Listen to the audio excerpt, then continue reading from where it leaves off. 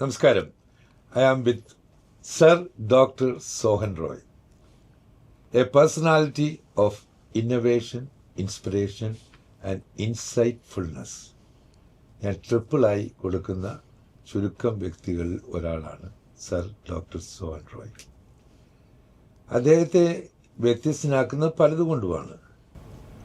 Cinema, cricket, marine, ഫിലാന്ത്രോപ്പി തുടങ്ങിയ എല്ലാ മേഖലകളിലും, of course including education, he made a difference and he is making a difference. He is bringing designs to your life. That is why Sir Dr. Sohan Roy is completely different than you. When I was attending an interview for a hospital CEO, they asked me a question. What can you bring to the hospital? I said, I can bring happiness. And Aries group of companies always bring happiness to people's lives. Welcome to Hi. Happiness Magic by Hari and Global Indian News USA. Welcome. How did you become as a designer? You are a designer of life, designer of career, designer of human beings, the team working with you. How did that come to your mind? എങ്ങനെയാണ് ഒരു design? എല്ലാ കാര്യത്തിലും ഞാൻ മനസ്സിലാക്കുന്ന താങ്കൾ ഉണ്ടെങ്കിലും ഇല്ലെങ്കിലും ഒരു സിസ്റ്റമുണ്ട്. ഒരു ലോകത്തിലെ ഏറ്റവും വലിയ HR സിസ്റ്റം കൊണ്ടുവന്നു. എഫിസം എന്നൊരു കൺസെപ്റ്റ് ഇൻ്റഗ്രേറ്റ് ചെയ്തു. അത് ഇന്നർ എൻജിനീയറിംഗ് വഴി ഈ ഏരീസ് ഗ്രൂപ്പ് ഓഫ് കമ്പനീസ് കൊണ്ടുവന്നു. ഒരു ഡിസൈനർ ആയത് എങ്ങനെയാണ്? ബേസിക്കലി ഞാനൊരു ഷിപ്പ് ഡിസൈനറാണ്, naval architect. Naval architecture is suppose to be the most complicated engineering. Actually it is an integration of all types of engineering. ഒരു ആർക്കിടെക്റ്റിന് സാധാരണ വളരെ സോളിഡ് ഒരു പ്ലാറ്റ്ഫോമിലൊരു ബിൽഡിംഗ് ഉണ്ടാക്കാം. നമുക്ക് മോസ്റ്റ് അൺസ്റ്റേബിൾ, അൺപ്രഡിക്റ്റബിൾ, ഇതിൽ ഒരു സെൽഫ് കണ്ടെയ്ൻഡ് ഒരു സിറ്റി നമ്മൾ ചെയ്യുന്ന പോലെയാണ് എല്ലാം നമ്മൾ അതിനകത്ത് ഉണ്ടാക്കണം. അപ്പം ഇതിൻ്റെ ഡിസൈൻ നമ്മൾ ഇറങ്ങുന്നതിന് മുമ്പ് വളരെ ഡീറ്റെയിൽ സ്പെസിഫിക്കേഷൻ ഉണ്ടാകണം. വളരെ മൈന്യൂട്ടായിട്ട് എന്തൊക്കെ വേണം, എങ്ങനെയൊക്കെയാണ് അത് ചെയ്യേണ്ടത്, അല്ലെങ്കിൽ അത് സക്സസ് ആവില്ല. അപ്പം ബേസിക്കലി അത് തന്നെയാണ് എല്ലാ കാര്യത്തിലും ചെയ്യുന്നത്. ഇപ്പം വി ആർ ദ വേൾഡ്സ് ഏറ്റവും ബെസ്റ്റ് ഷിപ്പ് ഡിസൈൻ ഫേമാണ്, ഏറ്റവും ലാർജസ്റ്റ്. വിത്ത് 30 കൺട്രീസിൽ നമുക്ക് ഓപ്പറേഷൻസ് ഉണ്ട്. അപ്പം നാച്ചുറലി എല്ലാത്തിലും ആ ഒരു നേവൽ ആർക്കിടെക്ചറിൻ്റെ ഒരു സിഗ്നേച്ചർ വരും. നമ്മൾ എന്ത് ചെയ്യുന്നതിലും പ്രീ പ്ലാൻഡ് ആയിരിക്കും, എല്ലാ കാര്യത്തിലായിരിക്കും. പിന്നെ എൻ്റെ ഒരു basic concept about life is totally different. Actually എൻ്റെ ഒരു മുന്നിലുള്ള ലക്ഷ്യം എന്ന് വെച്ചാൽ നമ്മൾ എന്തിനാണ് ഈ ലോകത്തിൽ എക്സിസ്റ്റ് ചെയ്യുന്നത്. അപ്പോൾ അതിനകത്ത് നമ്മളെ ഡെസ്റ്റിനി ഇവിടെ കൊണ്ടുവന്നു. പക്ഷേ അത് നമ്മുടെ കയ്യിലാണ്. നമ്മളിവിടെ ഉള്ളപ്പം നമ്മൾ ഇത് കഴിഞ്ഞിട്ടുള്ള സ്വർഗ്ഗലോക അന്വേഷണമല്ലേ പോകേണ്ടത്. ആ സ്വർഗ്ഗത്തിനെ നമ്മൾ ഇവിടെ ക്രിയേറ്റ് ചെയ്യുമ്പം നമുക്കെന്താ വേണ്ട, ഹാപ്പിയാണ്. എല്ലാവർക്കും ഹാപ്പി ആയിട്ട് ജീവിക്കണം. അപ്പം ഫൈനൽ നമ്മുടെ ഗോൾ ഹാപ്പിനെസ് ആയിട്ട് അങ്ങോട്ട് വെക്കുക. See basically your destiny is decide by your karma and the karma can be designed. That means your destiny can be designed. ഇതാണ് ഒരു ബേസിക് പ്രിൻസിപ്പിൾ. അപ്പം നമ്മുടെ ഡെസ്റ്റിനി എന്താണെന്നുള്ളത് നമ്മളാണ് ഡിസൈൻ ചെയ്യേണ്ടത്, നമ്മളാണ് തീരുമാനിക്കേണ്ടത്. ആ ഡെസ്റ്റിനിയിൽ നമ്മൾ കാണുന്ന ഡെസ്റ്റിനിയിൽ ഹാപ്പിനെസ് മാത്രം വെക്കുക. അപ്പം ഇപ്പോൾ ഈവൻ ഞങ്ങളുടെ കമ്പനിയിൽ ഒരു ഹാപ്പിനെസ് ഡിപ്പാർട്ട്മെൻറ്റ് തന്നെയുണ്ട്. അപ്പം അൺഫോർച്ചുനേറ്റ്ലി എനിക്കറിയാവുന്ന ആൾക്കാരെല്ലാം എപ്പോഴും പറയുന്ന രണ്ട് കാര്യമുണ്ട്: എനിക്ക് സമയമില്ല. ആരെയും ഹാപ്പി ആയിട്ടുള്ള ആരെയും കാണുന്നില്ല, എല്ലാവർക്കും ടെൻഷനാണ്. പക്ഷെ ഞാൻ നോക്കിയിട്ട് എനിക്കിഷ്ടം പോലെ സമയമുണ്ട്. ഞാൻ അൺഹാപ്പി ആയിട്ടുള്ള കാര്യങ്ങൾ സൂക്ഷിക്കാറില്ല. ഇപ്പോൾ എന്നെ അൺഹാപ്പി ആക്കുന്ന ഒരു വ്യക്തി ഉണ്ടെന്ന് തോന്നിക്കഴിഞ്ഞാൽ ഞാൻ അയാളോട് തല്ലുകൂടാനല്ല പോകുന്നത്. ഞാൻ എൻ്റെ മൊബൈൽ എടുത്തിട്ട് ഞാനങ്ങ് ബ്ലോക്ക് ചെയ്യും. കാര്യം എനിക്ക് വേണ്ട, എനിക്ക് ഹാപ്പി ആയിട്ടുള്ള ആൾക്കാർ ചുറ്റുവട്ടത്ത് മതി, മനസ്സിലായില്ലേ? അപ്പോൾ ആ രീതിയിൽ ചെയ്യുന്നതുകൊണ്ടാണ് എല്ലാവരും ഹാപ്പിനെസ്സിൽ ഇന്ന് എൻഡ് ചെയ്യുന്നത്. Happiness is a choice, not a result. Happiness ഒരു ഓർഗനൈസേഷൻ കൊണ്ടുവരിക എന്ന് പറയുന്നത് ടീം ബിൽഡിംഗ് ആണ് പ്രധാനമായിട്ടും. Team work is dream work. താങ്കൾ പലപ്പോഴും പറഞ്ഞിട്ടുണ്ട്, എൻ്റെ കൂടെ ഉള്ളവരെല്ലാം എൻ്റെ കുടുംബമാണ്. ആ കുടുംബത്തിലെ ഓരോ അംഗങ്ങളെയായിട്ടാണ് കാണുന്നത്.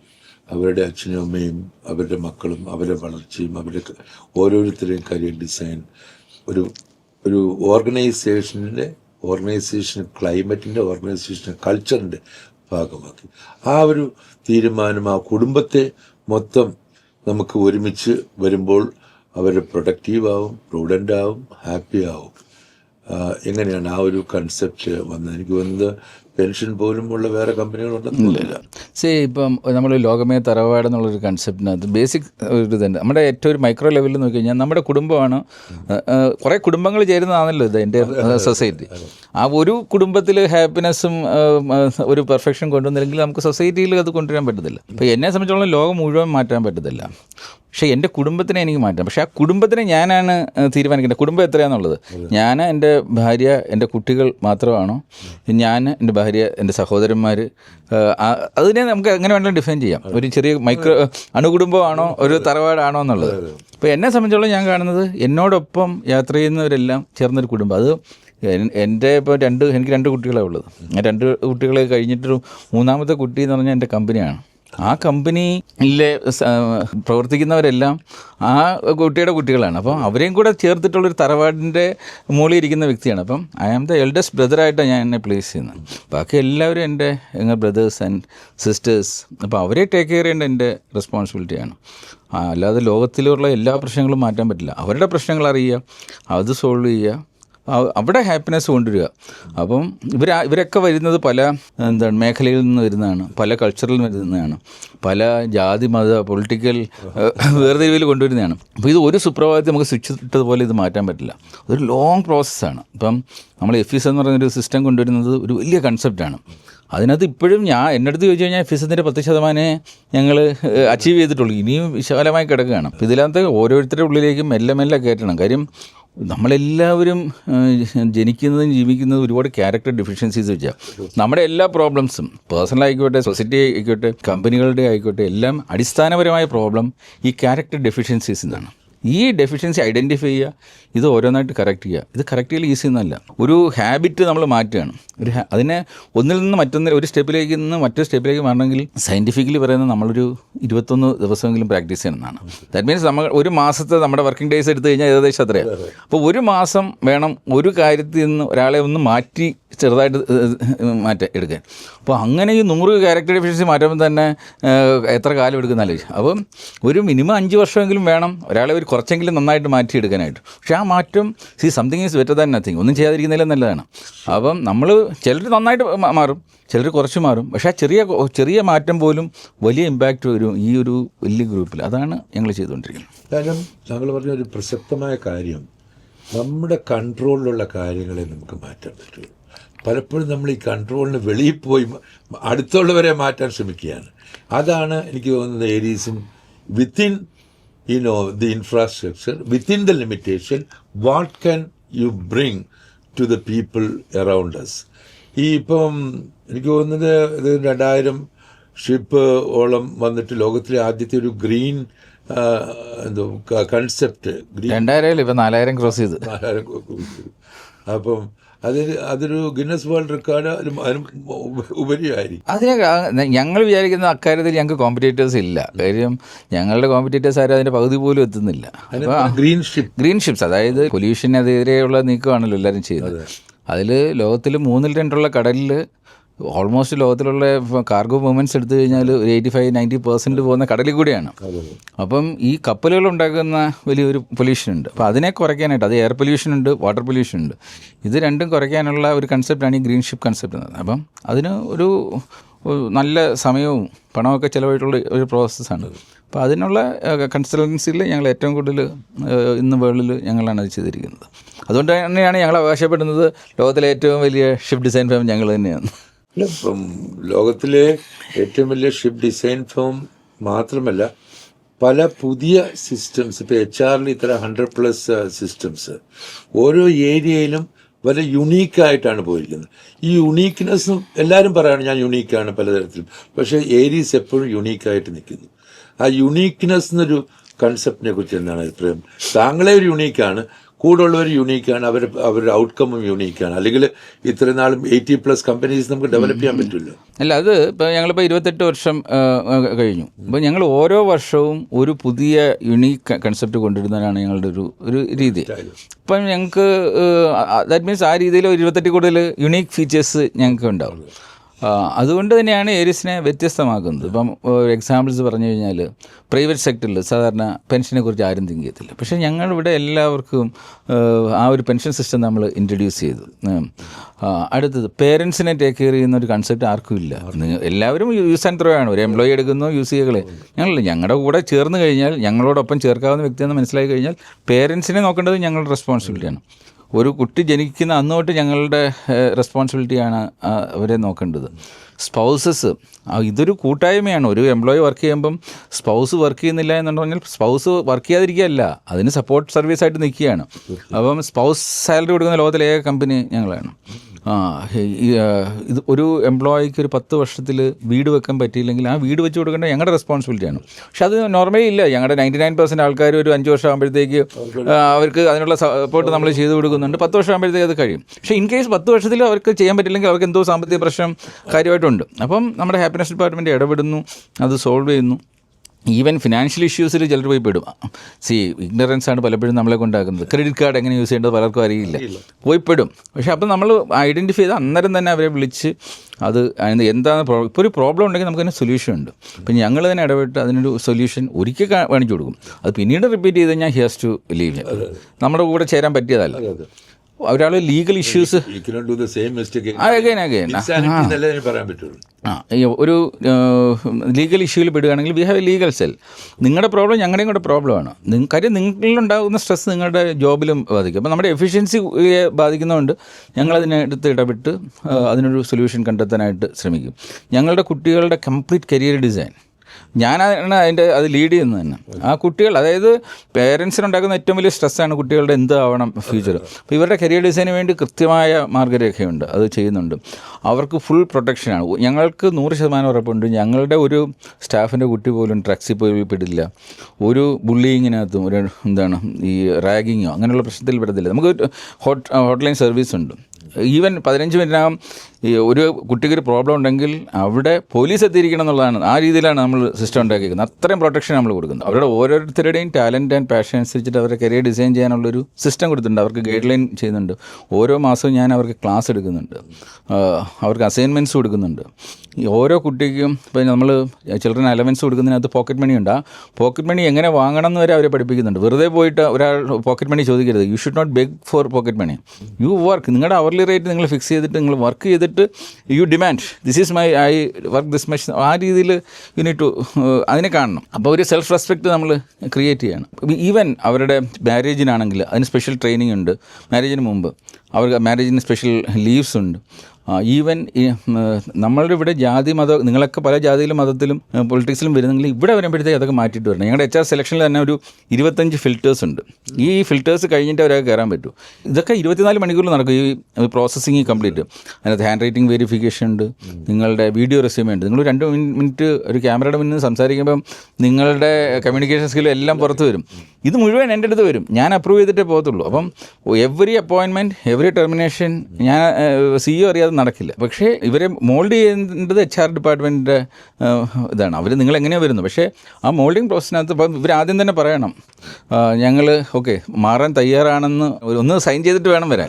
അപ്പോൾ അവിടെ വരുമ്പം നിങ്ങളുടെ ജാതി മതമൊക്കെ കമ്പനിയുടെ പുറത്ത് വരിക. ഇവിടെ നമുക്ക് ഒരു ജാതി ഒരു മതം ആണ് ഇതിനകത്ത്. അപ്പോൾ അങ്ങനെ വരുമ്പോഴത്തേക്ക് നിങ്ങളുടെ പേരിൽ നിന്ന് ഇപ്പോൾ ജാതി വെക്കുന്നുണ്ടെങ്കിൽ അത് ഷോർട്ട് ഫോമിലേക്ക് മാറും. പിന്നെ നിങ്ങളുടെ ഒരു ഒഫീഷ്യൽ കമ്മ്യൂണിക്കേഷൻ അതില്ല. നിങ്ങളൊരു റിലീജിയസ് മാരേജിന് ശ്രമിക്കുകയാണെങ്കിൽ വി ഗീവ് ഓൾ അവരുടെ എക്സ്പെൻസ് മൊത്തം ഞങ്ങളാണ് വഹിക്കുന്നത്. കാര്യം ഇവിടെ വേണ്ട, നമുക്ക് ലോകത്തിൽ ഇതെല്ലാം മാറ്റാൻ പറ്റില്ല. പക്ഷെ നമ്മുടെ സ്ഥാപനത്തിനുള്ളിൽ ഇതൊന്ന് മാറ്റാൻ ശ്രമിക്കാം. എന്നാലും അതൊന്നും മാറില്ല, ഇത് ജനറേഷൻസ് എടുക്കും മാറാനായിട്ട്. പക്ഷേ ഒരു ചെറിയ അറ്റംപ്റ്റ് ഞങ്ങളൊരു തുടക്കം കുറിക്കുകയാണ്. അതുപോലെ ഓർഗൻ ഡൊണേഷൻ, ഇന്ന് വേൾഡ് റെക്കോർഡ് ഞങ്ങൾക്കുണ്ട് ഏറ്റവും കൂടുതൽ ഓർഗൻ ഡൊണേഷന് വേണ്ടി എഗ്രി ചെയ്തേക്കുന്നത്. ഓർഗൻ ഡൊണേഷൻ ചെയ്യുമ്പോൾ ആദ്യം എന്താണ് വേണ്ടത്, നിങ്ങളുടെ ഓർഗൻ നന്നായിട്ട് നിങ്ങൾ ആയിരിക്കണം. അപ്പോൾ അതിനുവേണ്ടി കുറേ മാർഗ്ഗരേഖയുണ്ട്. പക്ഷെ അതിൻ്റെ ആദ്യത്തെ ബെനിഫിഷ്യറി ആരാ? നിങ്ങളുടെ ഓർഗൻ നന്നായാൽ നിങ്ങളാണ് ആദ്യം വരുന്നത്. അപ്പോൾ നിങ്ങളുടെ ലൈഫ് സ്പാൻ ഒരു ഇത്തിരി 5 വർഷം 10 വർഷം കൂടെ കൂടുന്നതുകൊണ്ട് തെറ്റൊന്നുമില്ലല്ലോ. അപ്പോൾ അങ്ങനെയുള്ള ഒരുപാട് കാര്യങ്ങൾ, ഇതൊക്കെ ഓരോ വർഷവും നമ്മൾ ഓരോ പോളിസി ഇങ്ങനെ കൊണ്ടുവന്ന് അത് ഇംപ്ലിമെൻറ്റ് ചെയ്ത് എന്നുകൊണ്ട് ഞങ്ങൾക്ക് തീർത്ത് പറയാം, ഞങ്ങളുടെ HR ഫീച്ചേഴ്സിനെ ബീറ്റ് ചെയ്യാൻ ലോകത്തിൽ ആർക്കും പറ്റില്ല. ഇപ്പോൾ ഞങ്ങൾ തന്നെയാണ് ഏറ്റവും മികച്ചു നിൽക്കുന്നത്. ഞാൻ ഒരു ചെറിയൊരു ട്രാക്ക് മാറ്റി ചോദ്യം ചോദിച്ചിട്ടുണ്ട്. ഈ ഡോക്ടർ സോഹൻ റോയ് ആരെയും കൂസാതെ നീങ്ങുന്ന വ്യക്തിയാണ്. അതായത് ചെയ്യുന്ന കാര്യങ്ങൾ ആത്മാർത്ഥമായി ചെയ്യുന്നു, അതിൽ ഒരു തുളിപ്പില്ലാതെ ചെയ്യുന്നു. അതാണ് താങ്കളുടെ ഒരു forte, doing things at your best. ഈ ലോക കേരള സഭയിൽ നിന്നൊക്കെ അത് ആ ഒരു റെസ്പെക്റ്റ് കിട്ടാതെയോ എങ്ങനെയോ ഒരു I don't care if you know give respect and take respect എന്ന ഫിലോസഫി വെച്ചിട്ട് ഞാൻ ചെയ്യുന്ന ഞാൻ അഗ്രഗണ്യനാണ്, ഞാൻ ചെയ്തിരിക്കും. അതിലൊന്നും എന്തായിരുന്നു ലോക കേരള സഭയിൽ ഒരു സംഭവം ഉണ്ടായത്? അത് ഓർമ്മപ്പെടുത്താനല്ല ചോദിക്കുന്നത്. താങ്കളുടെ ഒരു പേഴ്സണാലിറ്റി എന്ന് പറയുന്നത് you are strong, you are confident. ഇല്ല, you always watch your watch എന്ന് പറയുന്ന പോലെ. ലോക കേരള സഭയെ ഞാൻ വളരെ സീരിയസ് ആയിട്ട് കണ്ടിട്ട് അതിൻ്റെ ഇമ്പോർട്ടൻസ് മനസ്സിലാക്കിയിട്ട് പോകുന്നതാണ്. ഈവൻ ഞങ്ങളുടെ സ്ഥാപനത്തിൽ തന്നെ ലോകത്തിൽ തന്നെ ആദ്യമായിട്ട് കോർപ്പറേറ്റ് ഡെമോക്രസി എന്ന് പറയുന്ന കൺസെപ്റ്റ് ഞങ്ങളിപ്പം ആ പ്രോജക്റ്റ് നടന്നുകൊണ്ടിരിക്കുക. ഈ വർഷത്തെ ഞങ്ങളുടെ ഇംപ്ലിമെൻറ്റേഷൻ പ്രോജക്റ്റാണ്. അതായത് നമ്മുടെ സ്ഥാപനത്തിനുള്ളിൽ തന്നെ ഡെമോക്രസി കൊണ്ടുവന്നിട്ട് മിനിസ്റ്റേഴ്സ് സെപ്പറേറ്റ് ഉണ്ടാവും. എങ്ങനെ പൊളിറ്റീഷ്യൻസിനെ നമ്മൾ ജനറേറ്റ് ചെയ്തെടുക്കുന്നുള്ളത് നമ്മൾ കാണിച്ചു കൊടുക്കാൻ പോവുകയാണ്. നമ്മുടെ എംപ്ലോയീസിനെ ട്രെയിൻ ചെയ്ത് ഒരു ഫിനാൻസ് മിനിസ്റ്റർ എന്തൊക്കെ അറിഞ്ഞിരിക്കണം, എങ്ങനെ ആയിരിക്കണം എന്നുള്ളത് നമ്മൾ ഇവിടുന്ന് ഡെവലപ്പ് ചെയ്യണം. അതുകൊണ്ട് തന്നെയാണ് ലോക കേരള സഭയ്ക്ക് പലതും ചെയ്യാൻ സാധിക്കുന്നത് കരുതിയിട്ടാണ് ഞാൻ അതിനകത്ത് ഇടപെടുന്നത്. ഈവൻ കോൺട്രിബ്യൂട്ട് ചെയ്യാൻ പറ്റും. അത് ഈവൻ തലേ ദിവസം അതിൻ്റെ ബ്രോഷർ റിലീസ് നടത്തിയത് എന്നെ വെച്ചിട്ടാണ്. ചീഫ് മിനിസ്റ്റർ ഞാനും കൂടെ ചേർന്നിട്ടാണ് ബ്രോഷർ റിലീസ് നടത്തിയത്. അപ്പോൾ അത്രയും ഇമ്പോർട്ടൻസിലാണ് അവരെന്നെ വിളിച്ചത്. അപ്പം ഞാനവിടെ തലേ ദിവസത്തെ ബ്രോഷർ റിലീസിന് അവിടെ ചെല്ലുന്നു. അപ്പോൾ നമ്മളെ ഇത്ര കാര്യമായിട്ട് വിളിക്കുമ്പോൾ നമ്മൾ എന്തെങ്കിലും തിരിച്ച് ചെയ്യണ്ടേ. അപ്പം ഞാൻ അതിനുവേണ്ടി എനിക്ക് കോൺട്രിബ്യൂട്ട് ചെയ്യുന്ന കാര്യമാണ് എൻ്റെ ബേബിയായിട്ട് ഞാൻ എൻ്റെ ഇൻഡസ്ട്രിയൽ ഡോക്ടറേറ്റ് പ്രോജക്റ്റായ എഫിസം ഞങ്ങളുടെ കമ്പനിയെ മാറ്റിമറിച്ച ഒരു പ്രോജക്റ്റ്. അത് അവിടെ വരുന്ന എല്ലാവരിലേക്കും പകർന്നാൽ ഇവരൊക്കെ റെപ്രസെൻറ്റേറ്റീവ്സ് അല്ലേ, പല രാജ്യങ്ങളിൽ നിന്ന് വരുന്നില്ല. അപ്പോൾ ഇവർക്ക് ഒരു ഫ്രീ ട്രെയിനിങ്. അപ്പം നമുക്കവിടെ ട്രിവാൻഡ്രം തിയേറ്റർ ഉണ്ട്, അവിടെ വന്നു കഴിഞ്ഞാൽ ഇവർക്ക് അതിൻ്റെ ഫ്രീ ട്രെയിനിങ് എല്ലാം കാര്യം കുറച്ച് സമയമല്ലേ ഉള്ളൂ. ആ സമയത്ത് ഓരോരുത്തരെയും പോയി കാണുന്നതിൽ നല്ല എല്ലാവരും ഒരിടത്ത് വിളിച്ച് ഇതിന് കൊടുക്കാമെന്നുള്ളതായിരുന്നു എൻ്റെ കൺസെപ്റ്റ്. അതാണ് എനിക്ക് കൊടുക്കാവുന്ന ഒരു കാര്യം. അപ്പോൾ ഇതിനെക്കുറിച്ചെല്ലാം ഞാൻ തലേ ദിവസം അവിടെ സംസാരിച്ചു. മീഡിയ ഉണ്ട്, മീഡിയ എടുത്ത് ബ്രീഫ് ചെയ്തു. പക്ഷേ ആ സമയത്ത് ചീഫ് മിനിസ്റ്റർ വന്നു, ഇത് ഹാൻഡ് ഓവർ ചെയ്ത് പോയി. പുള്ളി ഇതൊന്നും കേൾക്കില്ല, പുള്ളിക്ക് ഇതിനെക്കുറിച്ച് അറിയില്ല, എന്താ എഫീസ് എന്ന് പോലും അറിയില്ല. പിറ്റേ ദിവസം എല്ലാവരും ഇരിക്കുന്ന സദസ്സിൽ വരുന്നു. അപ്പോൾ എനിക്ക് കുറച്ച് പേർക്ക് സംസാരിക്കാൻ അവസരമുള്ളൂ, 4 മിനിറ്റ് തരുന്നത്. പക്ഷേ ആ 4 മിനിറ്റിലുകൊണ്ട് നമുക്കിതൊന്നും വിശദമായിട്ട് പറയാൻ പറ്റില്ല. തലേ ദിവസം ഞാൻ നീട്ടി പ്രസംഗിച്ചിരുന്നു. അപ്പം ചുരുക്കി പറയണം. അപ്പം ചുരുക്കം വാക്കുകളിലാണ് ഞാൻ എഫിസത്തെക്കുറിച്ച് ഇത് കഴിഞ്ഞ് അങ്ങോട്ട് ഞാൻ ക്ഷണിക്കുന്ന ഒരു ചടങ്ങ് മാത്രമേ ചെയ്തുള്ളൂ. പക്ഷേ ഇത് ചീഫ് മിനിസ്റ്റർക്ക് ഇത് എന്താ എഫീസോ എന്ന് എന്ത് പറഞ്ഞു. പുള്ളി ഏതാണ്ട് വിചാരിച്ചു എൻ്റെ ഏതോ പേഴ്സണൽ പ്രോജക്റ്റാണ്. അപ്പം പുള്ളി ഉടനെ അത് വന്ന് പബ്ലിക്കായിട്ട് അവിടെ വന്നിട്ട് എന്താണ് ഇത് പേഴ്സണൽ പ്രോജക്ട്സ് ഒന്നും അല്ല എന്ന് പറയുമ്പോഴത്തേക്ക് അത് എൻ്റെ ഒരു എന്നെ പേഴ്സണലായിട്ട് ഇൻസൾട്ട് ചെയ്യുന്നതും ഐ ആം റെപ്രസെൻറ്റിങ് കമ്പനിയെ കൂടിയാണ്. അപ്പോൾ അതിന് ഞാൻ മറുപടി കൊടുക്കണം. എനിക്ക് അവിടെ നിന്ന് സീനൊന്നും ചെയ്യാൻ പറ്റത്തില്ല, അവിടെ ബഹളം വെക്കാനെന്നുള്ള ഒരു ഇതില്ല. എനിക്ക് ചെയ്യാവുന്ന എൻ്റെ ഏറ്റവും വലിയ ആശയം ഞാൻ എന്നും എഴുതുന്ന ഒരു കവിതയാണ്. അപ്പോൾ എനിക്കത് ബോയ്ക്കോട്ട് ചെയ്യുക, അത് എൻ്റെ പേഴ്സണൽ ചോയ്സാണ്. ഞാൻ വിചാരിക്കുന്നത് ആ 4 മിനിറ്റ് എനിക്ക് അവകാശപ്പെട്ടത്. അവിടെ എന്ത് പറയണമെന്ന് എന്നെ ക്ഷണിച്ച് 4 മിനിറ്റ് തന്നാൽ അവിടെ എന്ത് പറയണമെന്ന് ഞാനാണ് തീരുമാനിക്കുന്നത്. അത് കേൾക്കുക എന്നുള്ള അതുകൊണ്ടാണല്ലോ എൻ്റെ എത്രയോ വർഷത്തെ പ്രയത്നം കൊണ്ടും ഞാൻ വെർത്താണെന്ന് മനസ്സിലാക്കിയത് കൊണ്ടാണല്ലോ എന്നെ അവിടെ വിളിച്ചതും എനിക്കൊരു സ്ലോട്ട് തന്നതും. അപ്പോൾ എന്നെ കേൾക്കാനുള്ള ക്ഷമ കാണിക്കണം. അത് ഞാനെന്ത് പറഞ്ഞു ശരിയോ തെറ്റോ, ഞാൻ ചിലപ്പോൾ 4 മിനിറ്റ് കൊണ്ട് ഒരു പാട്ടായിരിക്കും പാടുന്നത്. യു ജസ്റ്റ് ലിസൺ ഇറ്റ്, മനസ്സിലായില്ലേ? അങ്ങനെയുള്ള സ്ലോട്ട് സ്ലോ. അവിടെ ഞാൻ ചെയ്ത് കഴിയുമ്പോൾ എന്നെ പബ്ലിക്കായിട്ട് ക്രിറ്റിസൈസ് എന്ന് പറഞ്ഞാൽ അതൊരു പബ്ലിക് ഇൻസൾട്ടാണ്. അതിന് കേട്ടുകൊണ്ട് ഒരു അടിമയെ പോലെ ഇരിക്കാൻ നമുക്ക് പറ്റത്തില്ല. നമ്മളൊരു പഴയ സഖാവാണ്, മനസ്സിലായില്ല. ഞാൻ ചെയ്തത് അവിടെ ഇരുന്ന് തന്നെ ഞാൻ 4 വരി ഒരു കവിത, എൻ്റെ പ്രതിഷേധം ഞാൻ എഴുതു, ഞാനുള്ള എല്ലാ മീഡിയയ്ക്കും അത് അയച്ചു, ഞാൻ അവിടുന്ന് ബോയ്ക്കോട്ട് ചെയ്തു. ഇതാണ് അവിടെ സംഭവം ഉണ്ടായത്.